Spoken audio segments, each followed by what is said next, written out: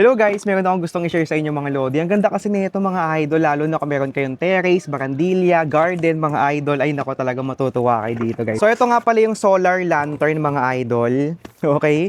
So ganyan siya guys. And ito yung solar niya mga lodi. So automatic na umiilaw itong mga lodi or pwede mo siyang de-remote mga boss. So dalawa nga pala yung binili ko mga lodi. So mali nga ako, dapat pala tatlo guys kasi tatlo pala yung paglalagyan ko. Dito ko siya ilalagay mga lods, sa kasamahan nyo ako. So saktong-sakto sa garden natin mga idol. So dito ko siya ipapatong guys like this. Yan. So, kunin ko pa yung isa guys. Ito yung isa natin.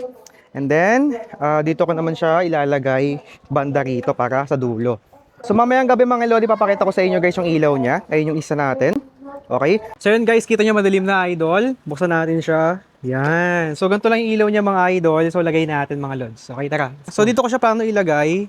So tapos itong isa guys dito naman. So ganyan siya mga lodi. So itutornilyo pa natin yan dyan mga idol. So pinakita ko lang sa inyo mga lodi kung saan natin siya ilalagay. Di ba ang ganda? So kaya kung meron kayong barandilla, terrace, garden, pwede nyo ilagay yan mga lodi. So pampaganda rin yan mga idol, di ba? Kaya kung nagustuhan mo yan guys, check mo sa yellow basket natin. Bye-bye!